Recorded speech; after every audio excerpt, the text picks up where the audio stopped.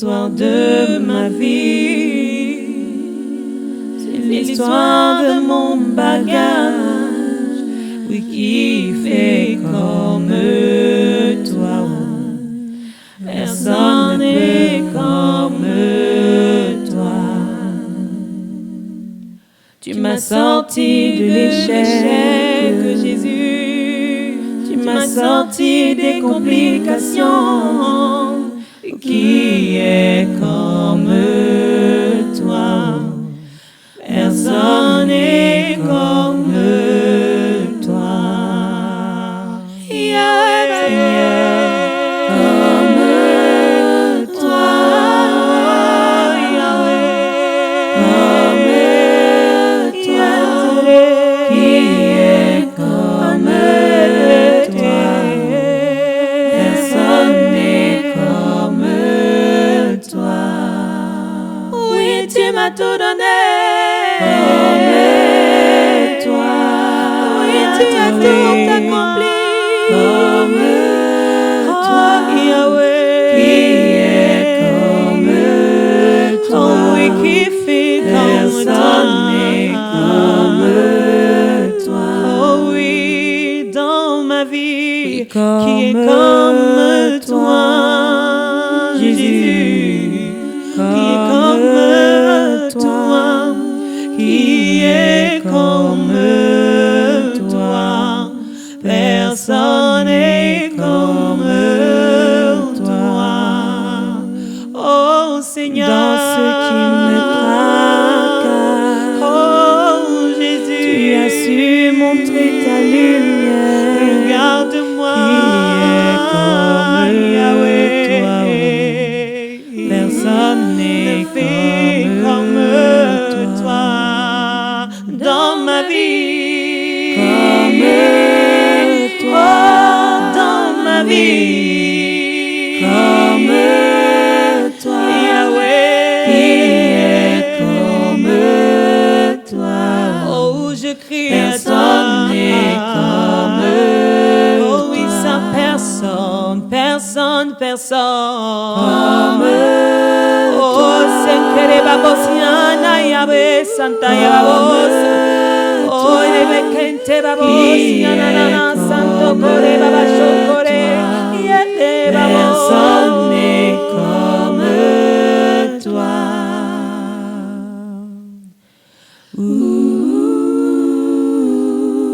Seigneur, tu as accompli tant de merveilles pour moi. Tu as tout accompli, Seigneur, dans ma vie. C'est pourquoi je ne peux cesser de te chanter. Cesser de témoigner, Seigneur, à quel point tu es merveilleux, à quel point tu es un Dieu glorieux. Tu te manifestes dans ma vie, Seigneur. C'est toi en qui j'ai confiance. Tu es le seul là où les choses sont arrêtées dans le temps, Seigneur. Toi, tu les rends possibles. Tu t'appelles Dieu des choses impossibles, Dieu des cas impossibles. Je crois, Seigneur, je crois fermement que tu vas changer notre situation. Tu vas changer la situation de tous les membres de ce ministère. Tu vas changer la situation de toutes les femmes qui t'écoutent. Tu vas changer la situation de tous les hommes qui t'écoutent. Tu vas nous changer, Seigneur, transformer notre situation. Nous y croyons, éternel Dieu Tout-Puissant. Nous avons la ferme assurance de ce en quoi nous espérons. Oui, Père éternel, oui, Dieu Tout-Puissant, accomplis ta parole sur nous. Accomplis ta parole dans nos vies. Accomplis ta parole en nous, dans le nom de Jésus. Car qui est comme toi? Qui peut comme toi? Personne n'est comme toi. Personne n'est comme toi. Gloire au nom de l'Éternel notre Dieu, parce que aujourd'hui est un nouveau jour dans le ministère de la clinique spirituelle. Nous avons pu ensemble faire l'ouverture depuis 6 heures du matin, celle de 9 heures, et nous sommes maintenant à la station du 15 heures pour partager ensemble le pain de ce jour. Bien-aimés dans le Seigneur, si vous m'entendez à cette heure, sachez qu'il est 15 heures dans le ministère de la clinique spirituelle et nous sommes en train de disposer la table du pain quotidien afin que tout le monde ait de la place, que tout le monde s'asseye, que tout le monde puisse s'y retrouver. Alléluia. Pendant que les cuillères, les fourchettes et les couteaux sont en train d'être mises, permettez-moi de vous rappeler, bien-aimés dans le Seigneur, d'envoyer vos intentions de prière parce que oui, vous l'avez entendu déjà hier, le ministère a commencé à prier pour les intentions spécifiques que vous-même vous envoyez sur nos différents moyens de contact. N'hésitez vraiment pas à nous écrire, à nous faire des mails, des messages pour que nous puissions intégrer votre intention de prière et que celle-ci maintenant soit vraiment focalisée sur votre situation.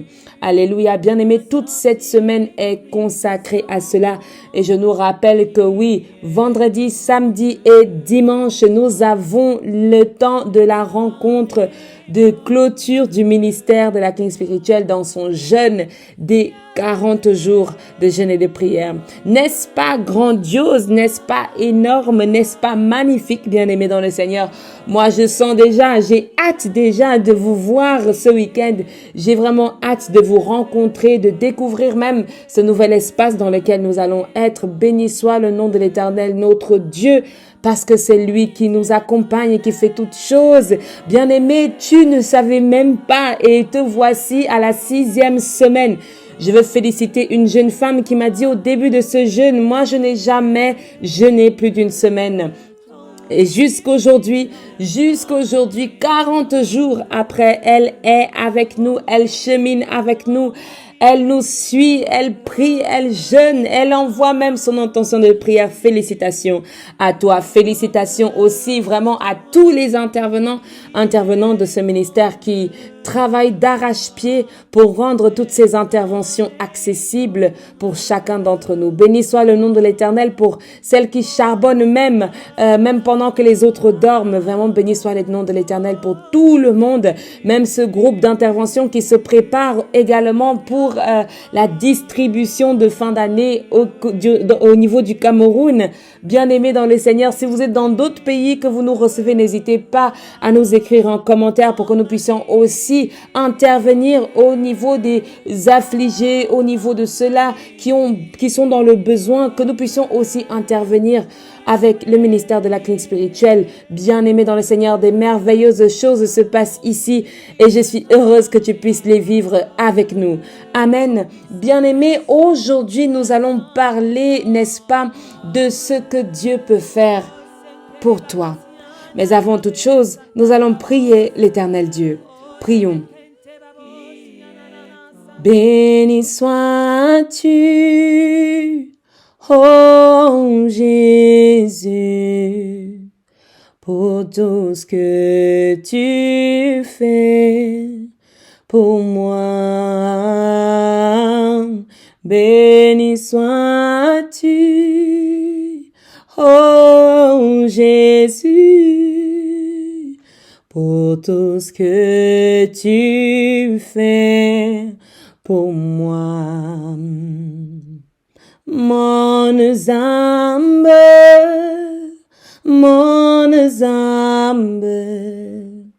oh, est mobile, Libia, mon âme,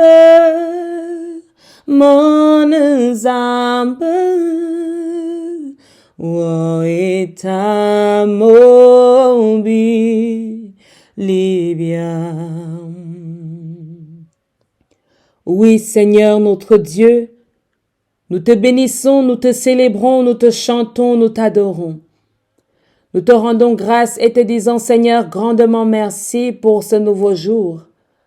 Merci pour ce réveil matinal qui nous donne la force, qui nous donne l'énergie de pouvoir tenir encore tout au long de cette journée.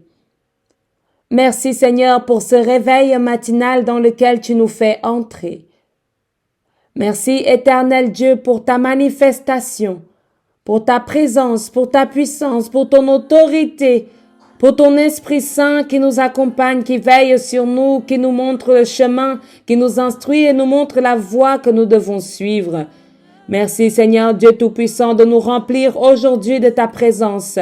Remplis-nous depuis la plante de notre pied jusqu'à notre cuir chevelu.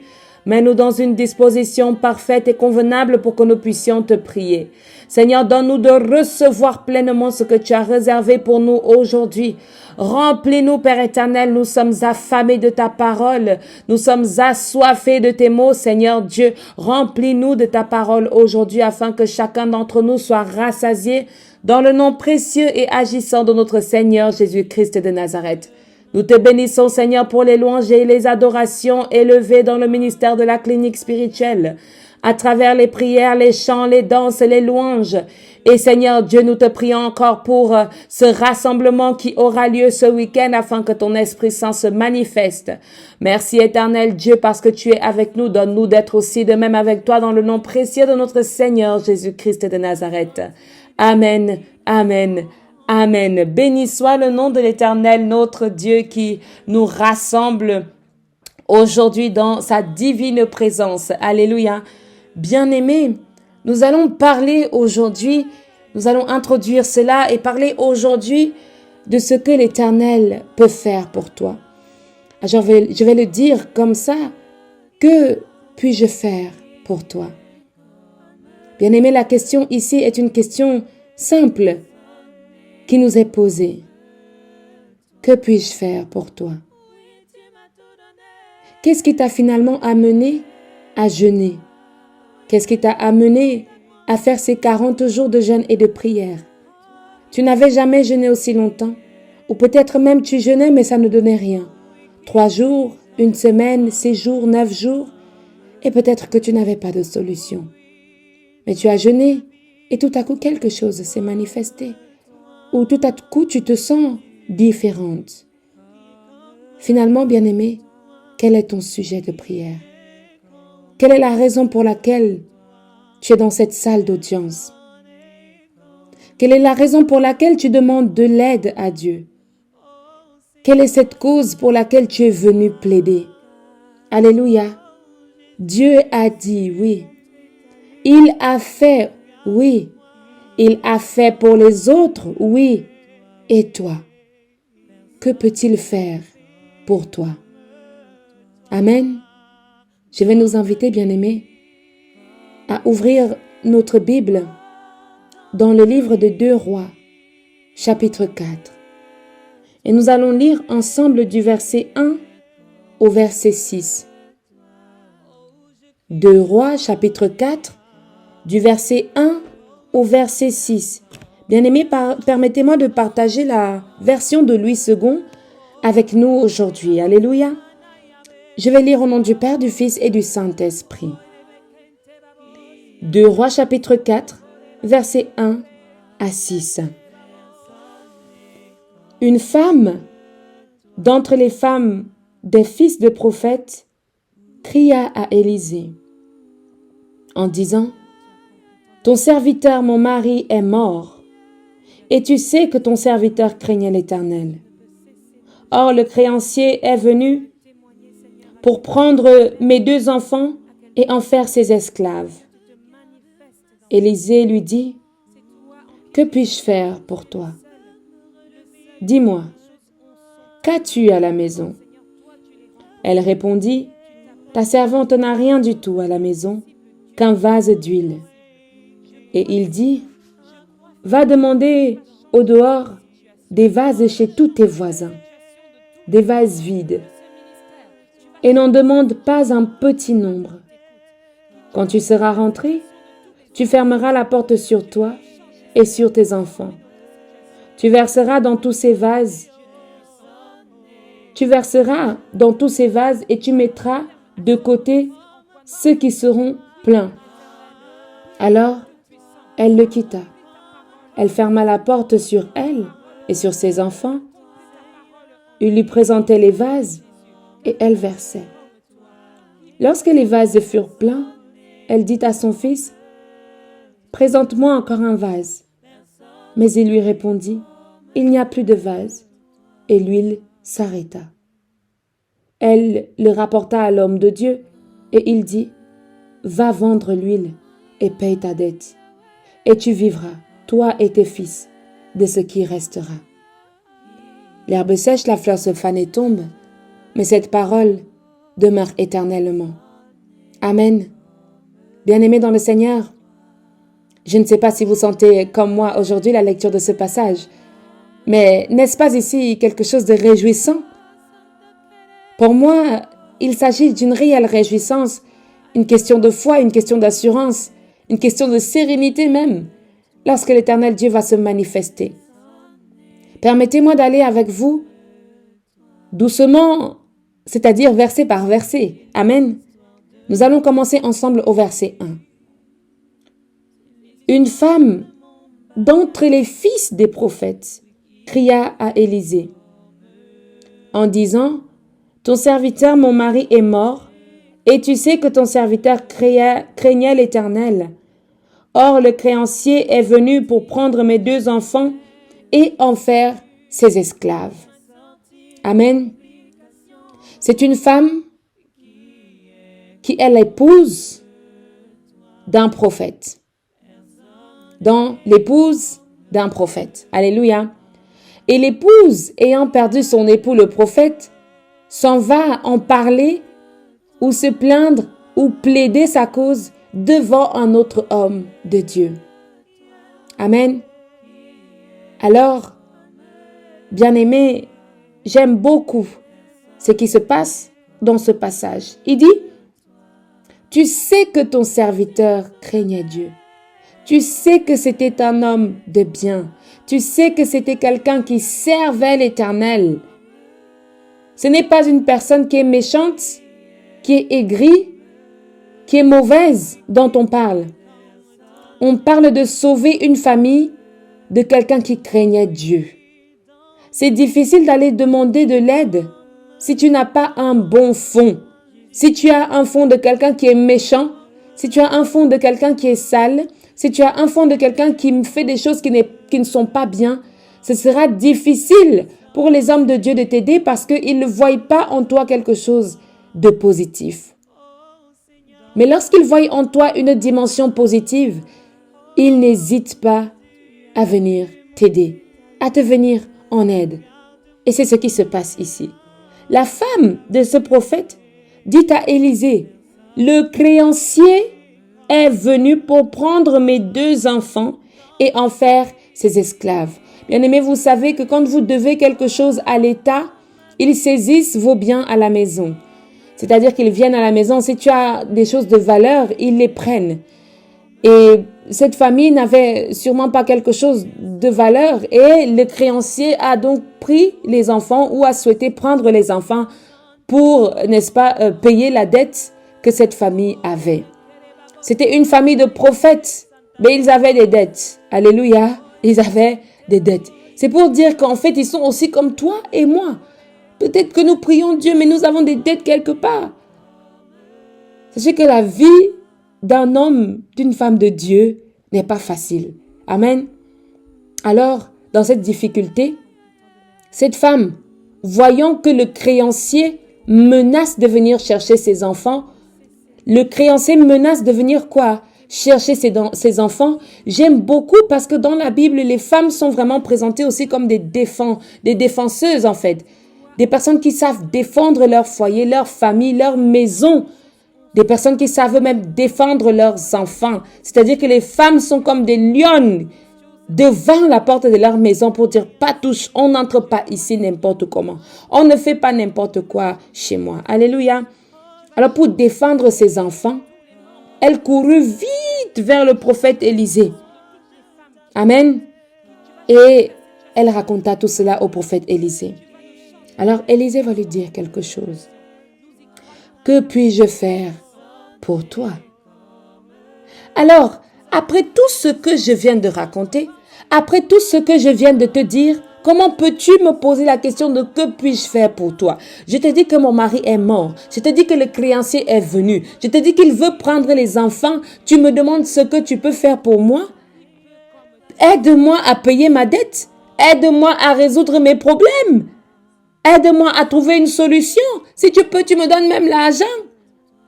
Beaucoup de personnes viennent chez les hommes de Dieu pensant que c'est eux qui vont donner cet argent, pensant que c'est eux qui vont répondre.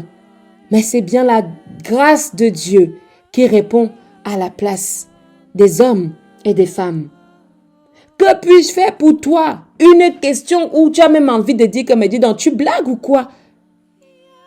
Quand tu expliques tous tes problèmes à quelqu'un et que quelqu'un te dit qu'est-ce que je peux faire pour toi? Et tu parles de tes problèmes à un homme de Dieu, tu as l'impression que tu vas même mourir quand il te pose cette question. Parce qu'il est censé savoir ce qu'il doit faire pour toi. Il est censé déjà te donner la solution. Il est censé déjà comprendre que tu es dans une difficulté. Je veux parler aussi de ce même passage dans l'évangile de Marc chapitre 10. Lorsque Jésus dit à Bartimée, « Que puis-je faire pour toi? Est-ce que tu ne vois pas que je suis aveugle?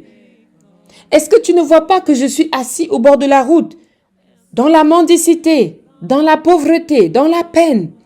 Et tu me demandes ce que je peux faire pour toi? Est-ce que tu ne vois pas ma situation? Et tu me demandes ce que je peux faire pour toi? Est-ce que tu ne comprends pas mes larmes? Est-ce que tu ne comprends pas mon langage? Je te dis que mon mari est mort. Je te dis qu'il servait l'Éternel. Je te dis que le créancier est venu. Je te dis que l'office des poursuites est venu. Je te dis qu'on veut me virer de mon appartement. Je te dis qu'on veut me virer de mon local de travail. Je te dis qu'on veut me virer même de ma maison. Je te dis que j'ai des loyers de retard. Je te dis que ma voiture ne fonctionne pas. Je te dis que je n'y arrive pas, je ne m'en sors plus. Je te dis. Et toi, tu me demandes, que puis-je faire pour toi? Est-ce que tu n'as pas compris? Ou est-ce que tu ne vois pas? Oh Dieu! C'est comme un jour, l'Éternel Dieu pose aussi la question à Adam.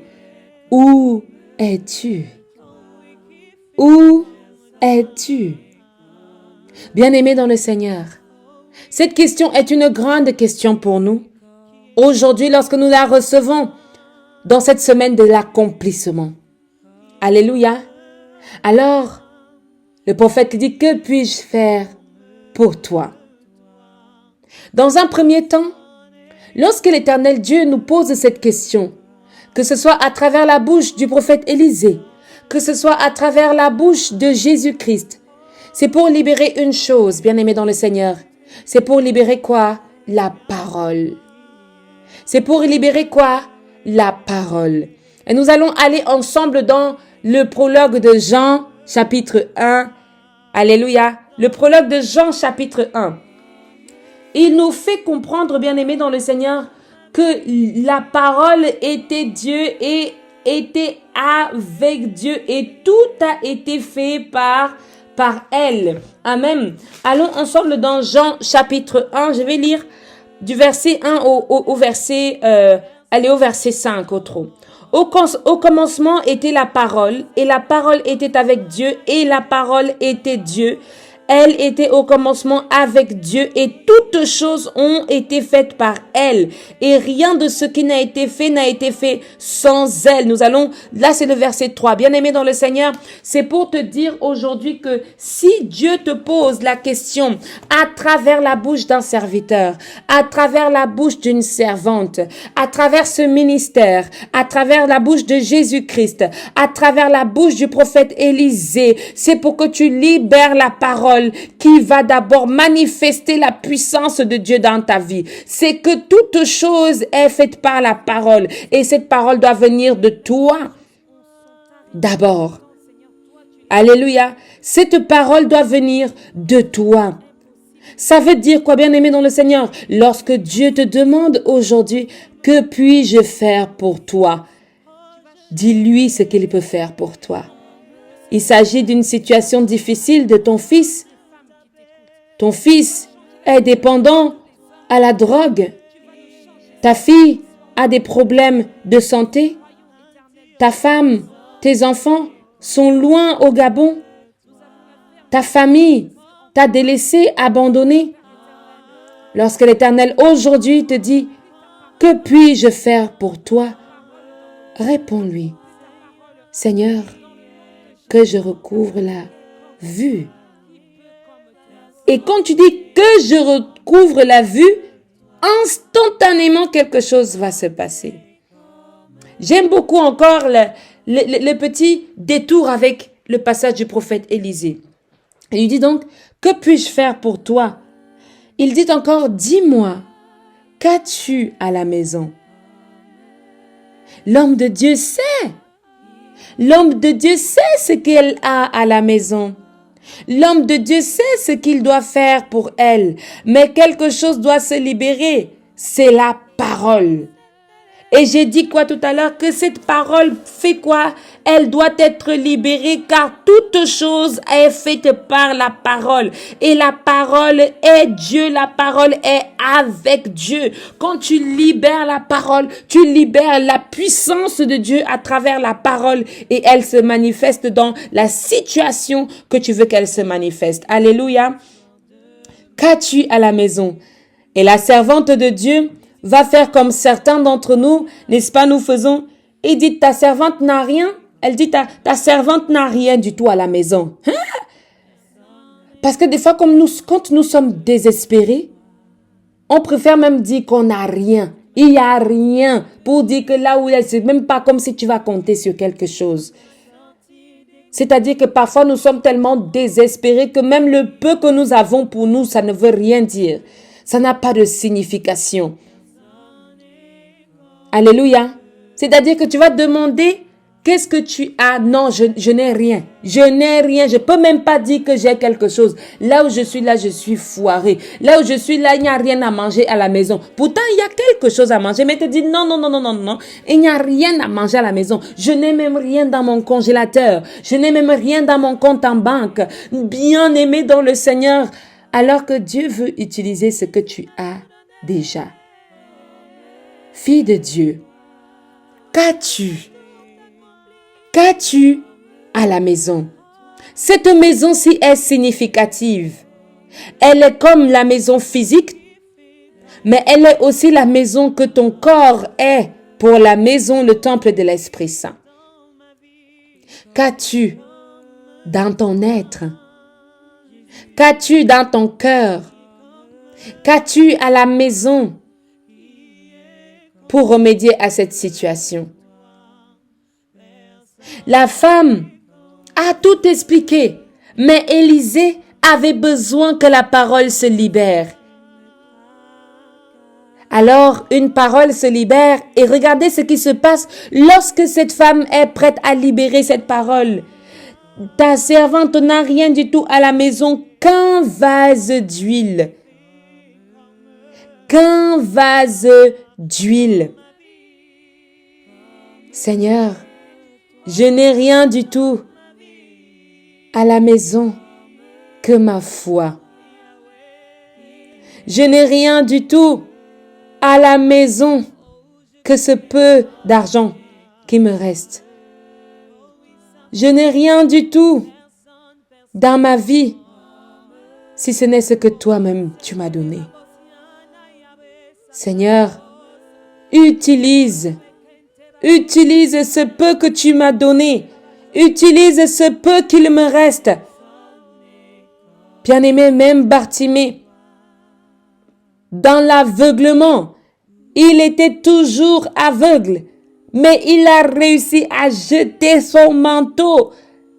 Il n'a pas eu besoin d'avoir la vue pour dire que je quitte de cette situation problématique. Je quitte de cette saleté. Je quitte de là. Même le petit gobelet que j'avais qui avait des pièces dedans, il a tout laissé pour aller recouvrer la vue. Je n'ai rien du tout, Seigneur. Je n'ai plus rien du tout, Seigneur, si ce n'est ce CV que tu m'as donné. Si ce n'est cette maison que tu m'as donnée. Si ce n'est cette entreprise que tu m'as donnée. Si ce n'est ces enfants que tu m'as donnés. Où est l'huile? Que représente ton huile? Le peu que Dieu va utiliser maintenant. Le peu que Dieu va utiliser maintenant pour accomplir sa promesse dans ta vie. Dieu a besoin d'utiliser quelque chose que toi-même, tu lui dis, Seigneur, je meurs de faim à la maison, je n'ai plus rien si ce n'est ce petit gramme de riz. Et c'est ce riz que Dieu va utiliser. Je n'ai rien du tout, Père, si ce n'est ce travail que tu m'as donné. Bien-aimé dans le Seigneur, que puis-je faire pour toi? Que puis-je faire pour toi? Alors voici ce que le prophète Élisée a fait faire à cette jeune femme. Il lui dit, va et demande au dehors des vases chez tous tes voisins que ces vases soient vides et n'en demande pas un petit nombre. Va et demande à tes voisins des vases vides, des récipients vides. Des récipients vides, car Dieu s'apprête à les remplir. Alléluia. Dieu s'apprête à remplir quelque chose dans ta vie. Dieu s'apprête à remplir quelque chose dans ta maison. Dieu s'apprête à remplir quelque chose dans ton parcours. Dieu s'apprête à combler le vide. Dieu s'apprête à remplir le vide. Dieu s'apprête à faire déborder tout ce qui est empty dans ta vie au nom de Jésus. Je veux que tu le saisisses aujourd'hui. Je veux que tu le comprennes aujourd'hui. Dieu s'apprête à combler ce vide qu'il y a dans ton cœur. Dieu s'apprête à combler ce vide qu'il y a dans ton cœur. Dieu s'apprête à combler ce vide qu'il y a dans ton porte-monnaie. Dieu s'apprête à renouveler les ressources de quelqu'un. Il dit, va et récupère les vases. Va et récupère ces vases vides. Ces vases vides qui peuvent représenter tout ce que vous voulez que ça représente dans votre vie, bien-aimé dans le Seigneur. Ces vases vides, tu dois les récupérer aujourd'hui. Récupère tout ce que tu as. Récupère ce matériel. Récupère ce téléphone. Récupère ces appareils. Récupère ta voiture et viens l'amener au Seigneur. Toi-même, tu sais ce que tu utilises pour te faire de l'argent. Dieu veut dire à quelqu'un aujourd'hui, finis les créanciers. Finis la perturbation, finis la persécution, finis les malheurs, finis la tristesse. Va et récupère des vases vides. N'aie pas peur d'en récupérer un grand nombre. N'aie pas peur de récolter un grand nombre, car l'Éternel Dieu va faire quelque chose avec ces vases vides. Car l'Éternel va faire quelque chose avec ces vases vides. La Bible nous dit dans le livre de Genèse que la terre était informe et vide. La terre était comment? Informe et vide, et l'Esprit de Dieu se mouvait au-dessus des eaux. Oh my God, bien-aimé dans le Seigneur, amène tes vases vides. Que l'Esprit de Dieu se mouvoie au-dessus de ces eaux. Que l'Esprit de Dieu, n'est-ce pas, puisse se déverser au-dessus de ces vases, dans ces vases, et que la puissance de Dieu se manifeste. Alléluia. Il dit, ne prends pas un petit nombre, car tout ce vase d'huile que tu as à la maison, c'est lui qui va remplir. Remplis tous les petits vases d'huile. Remplis tous les petits vases d'huile. Alléluia, bien-aimé dans le Seigneur. Un jour, vous savez, j'étais tellement désespérée à cause d'une situation financière parce que je devais payer une facture. Et je disais à mon mari, je lui ai dit, cette facture est bien trop lourde parce que je ne sais pas comment est-ce qu'on va s'en sortir. Et je me rappelle, j'étais tellement désespérée que lorsque nous avons prié ce soir-là, avant de dormir, j'ai commencé à prier en disant, Dieu, il ne me reste que ce Isaac. Il ne me reste que Isaac et tu veux me faire sacrifier Isaac. Tu n'as pas permis que Abraham sacrifie Isaac et c'est moi que tu veux faire sacrifier mon petit Isaac qui me reste dans le porte-monnaie. Mon petit Isaac, mon pauvre petit Isaac, Seigneur. J'étais tellement désespérée. Imaginez, bien-aimés dans le Seigneur, quand des factures financières qui vous regardent vous tombent dessus et que vous avez déjà pu récolter tous les petits argents que vous avez. Et Dieu veut faire comme si vous avez à récupérer ce dernier petit Isaac qui vous reste. Les derniers 100 francs qui gardent votre porte-monnaie là. Les derniers 1000 francs qui gardent votre porte-monnaie là. C'est ça. J'ai dit à Dieu que, Seigneur, Abraham a déjà sacrifié. Abraham a déjà souffert. Il est déjà passé par là. Pourquoi Abraham, lui, tu lui as demandé à la toute dernière minute d'arrêter. Pourquoi moi, j'ai l'impression que l'ange ne m'arrête pas? L'ange ne m'arrête pas. Dieu a besoin de cet Isaac pour manifester de nombreux autres Isaac, pour remplir de nombreux autres Isaac. Parce que lorsque Dieu a vu que tu es prêt à sacrifier Isaac, il fait de toi le père d'une multitude. Est-ce que quelqu'un comprend comment je veux aller? Où je veux aller? Dans quelle direction? Lorsque Dieu voit que tu es prêt à utiliser ton unique vase d'huile, l'Éternel Dieu fait de toi le père d'une multitude. C'est-à-dire qu'il fait de toi le détenteur d'une multitude de vases d'huile. Il a dit, ne prends pas un petit nombre. Je veux dire à quelqu'un aujourd'hui, n'hésite pas, ça te fait mal au cœur d'avoir peut-être utilisé cet Isaac financier que tu as, d'avoir encore sacrifié une situation, de sacrifier encore de ta chair, de ton corps, de sacrifier encore de ton énergie. Tu es épuisé, spirituellement, physiquement, tu n'en peux plus. Tu es même financièrement en train d'agoniser. Je veux dire à quelqu'un que ce ne sera pas à des fins inutiles. Au contraire, Dieu est en train de vouloir utiliser ce qui te reste maintenant, ce dernier vase, cette dernière semaine, pour multiplier des semaines et des semaines d'abondance dans ta vie. Au nom puissant de Jésus-Christ de Nazareth. Il dit, quand tu seras rentré, bien-aimé dans le Seigneur, écoutons bien, quand tu seras rentré, tu fermeras la porte sur toi et sur tes enfants. J'aimerais que nous comprenions maintenant la dimension du secret de ça. Quand tu récupères les différents vases, quand tu entres dans la réception des instructions de Dieu, reste dans le secret. Tu n'es pas obligé d'expliquer à tout le monde pourquoi tu as besoin de tous ces vases. Tu n'es pas obligé d'étaler tous les vases dehors. Dieu dit, entre dans le secret. Just you and God. Just you and your children. Just you and God and your children. Et de tout ce que tu veux. Alléluia. Mais que ce soit à huis clos. Bien-aimé dans le Seigneur, la dimension du mystère de Dieu, il n'y a que lui qui peut comprendre pourquoi il est dans le mystère. Bien-aimé dans le Seigneur, c'est une chose que si cette femme allait peut-être mettre comme nous avons l'habitude de mettre là, on met tout dehors, on met tout à la vue de tout le monde. Il y a des choses que tu n'as pas besoin d'aller dire à tout le monde. Il y a des nouvelles que tu n'as pas besoin de dire à tout le monde. Il y a des choses qu'il faut savoir garder pour toi jusqu'à ce que Dieu accomplisse ce qu'il a dit d'accomplir. Et il y a des choses que tu n'as pas besoin d'aller raconter jusqu'à ce que la parole de Dieu s'accomplisse. Cette femme ne savait pas ce qu'il attendait, mais elle a reçu les instructions. L'Éternel Dieu peut sembler bizarre. Si aujourd'hui un serviteur te dit de faire ça, tu vas dire, c'est un peu mystérieux quand même. Est-ce qu'on est encore au temps d'Élisée? Ou est-ce que si, ou est-ce que ça? Il dit, tu verseras dans tous ces vases et tu mettras de côté ceux qui seront pleins. Voilà comment la femme reçoit maintenant les instructions. Il lui est dit simplement d'aller récupérer les vases et que le vase dans lequel il y a de l'huile, qu'elle remplisse les autres. Alléluia. Alors, elle quitta l'homme de Dieu.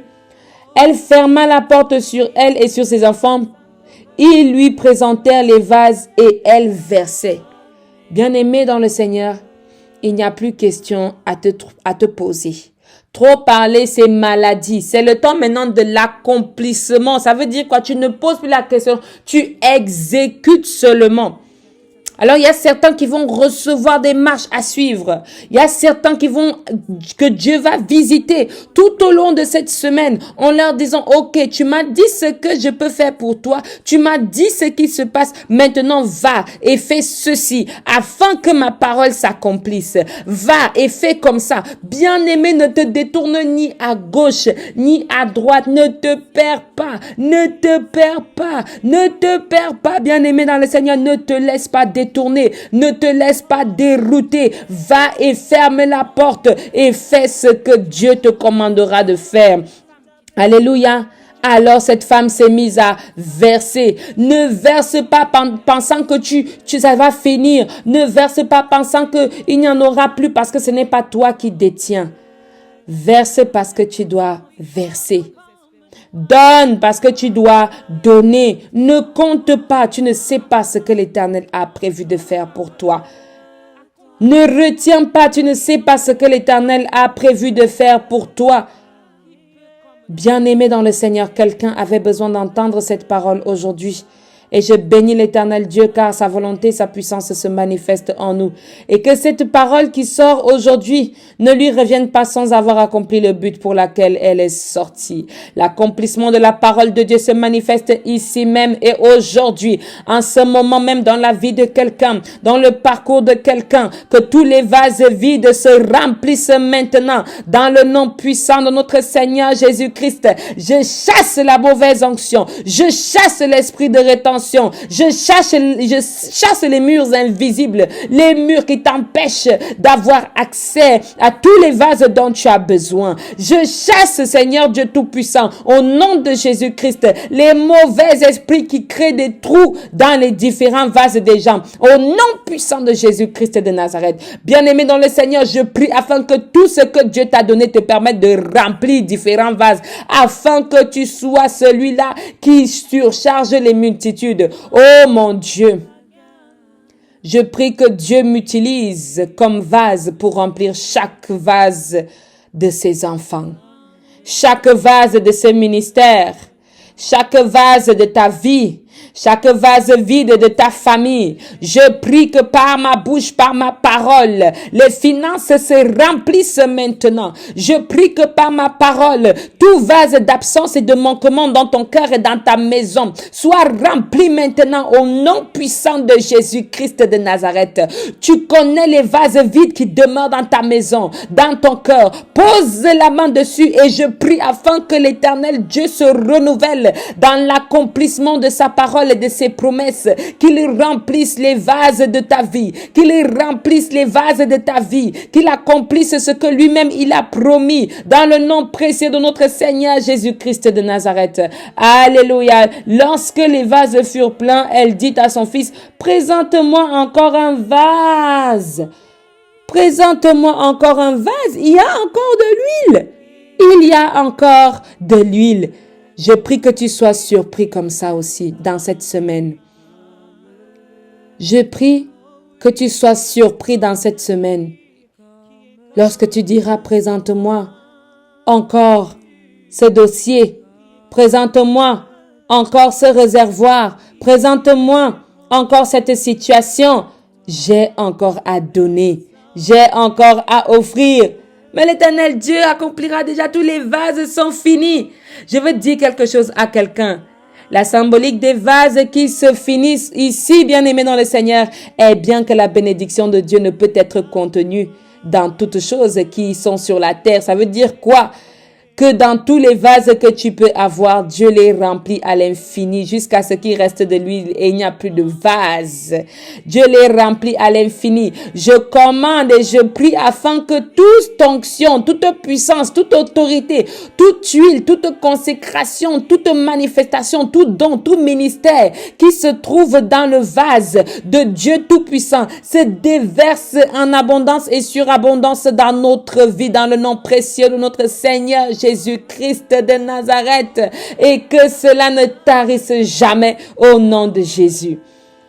Il n'y avait plus de vase, mais Dieu avait encore à donner. Dieu avait encore à offrir. Dieu peut encore à offrir. Dieu peut encore offrir à quelqu'un d'entre nous. Même lorsqu'il n'y aura plus d'hommes pour recevoir la puissance de Dieu, Dieu aura toujours à offrir sa ressource. Sa source ne tarit jamais. Ces bénédictions n'ont pas d'épuisement. Elles n'ont pas de fin. Elles sont intarissables. C'est pourquoi notre Dieu est une source intarissable pour notre vie. Une bénédiction qui ne s'arrête point. Il ne sommeille ni ne dort. Celui qui garde Israël, celui qui garde la clinique spirituelle, celui qui nous garde. Alors, lorsque il n'y eut plus de vase, l'huile, elle aussi, s'arrêta. Alors, elle rapporta cela à l'homme de Dieu et lui dit, « Va vendre l'huile et paye ta dette et tu vivras, toi et tes fils, de ce qui restera. J'apprécie beaucoup que cette femme retourne voir l'homme de Dieu lorsqu'elle a déjà fini d'accomplir. Il y a certains hommes, il y a certaines femmes qui, lorsqu'ils ont déjà vu que l'huile déborde, que l'onction déborde, on ne te calcule plus. On ne calcule plus la servante de Dieu. On ne calcule plus l'homme de Dieu. Et on s'en va utiliser l'huile. Et lorsque l'huile finit, on revient. Bien-aimé dans le Seigneur, s'il y a une chose que tu ne dois pas faire, c'est jouer avec Dieu. Lorsque cette femme a vu qu'elle avait bien de l'huile, mais avant de l'utiliser, elle est allée voir l'homme de Dieu. Lorsque tu reçois ta bénédiction venant d'un homme de Dieu, veille à recevoir toutes les bonnes instructions de cet homme de Dieu. Ne fuis pas, ne pars pas en courant. Il y a certaines personnes qui viennent, lorsqu'on résout déjà leurs problèmes, dès que tu as résolu son problème, il ne prie plus avec toi. Il n'est plus avec toi. Il ne te cherche même plus. Tu le retrouves encore 6 mois, 1 an après, et c'est là où tu découvres que tel ou tel avait un problème. Mais parce qu'il a pris la bénédiction, il s'est enfui avec et n'a pas pris la peine de revenir vers celui par qui Dieu est passé pour le bénir. Alléluia. Bien-aimé dans le Seigneur, le prophète Élisée ici n'a rien demandé en retour et il a continué simplement à donner des instructions. Je veux parler aux hommes de Dieu qui passent leur temps à toujours demander des retours. Et même pas uniquement les hommes de Dieu, mais il y a aussi quelqu'un qui passe son temps à rendre service et qui demande des contreparties. Ces personnes-là, c'est sur toi, pauvre de toi qui donne un peu d'argent, c'est sur toi qu'on vient faire le business. Oh Dieu! Bien-aimés dans le Seigneur, sachons donner avec bonté de cœur et bienveillance certaines choses que l'Éternel nous donne aussi gratuitement. Alléluia! Béni soit le nom de l'Éternel Dieu. Alors aujourd'hui, que puis-je faire pour toi? Dit l'Éternel, dit le Seigneur. Amen. Bien-aimés dans le Seigneur, je vous donne rendez-vous à 21h pour le temps de prière inspirée. Nous prions particulièrement pour les intentions de prière et à demain pour le pain quotidien de cette journée. Béni soit le nom de l'Éternel notre Dieu parce qu'il est avec nous. Vous l'aurez compris, ici, il n'y a pas de filtre. Nous sommes nous-mêmes, nous sommes aussi des êtres humains, des grandes familles derrière ce temps du ministère et nous avons d'ailleurs très hâte de vous rencontrer, de vous voir ou de vous revoir dans le temps de ce week-end. Béni soit l'Éternel Dieu. Nous ne cesserons jamais de le louer, de l'adorer, de le chanter dans ce ministère parce que notre relation avec lui est une relation vraie. Rien de superficiel, rien de superflu, mais rien que de l'amour qui nous vient de lui. Au nom du Père, du Fils et du Saint-Esprit. Amen.